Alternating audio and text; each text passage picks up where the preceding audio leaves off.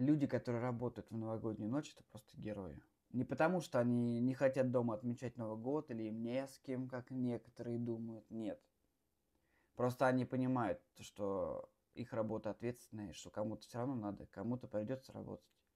Поэтому люди, которые избегают работать в Новый год, типа я заболел там или что-то такое, просто слабые и безответственные люди.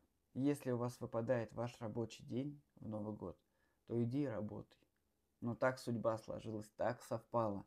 Зачем сразу же что-то там придумывать, потому что мне надо, вот вы понимаете. Все, ты работаешь, ты знаешь, что ты работаешь в этот день.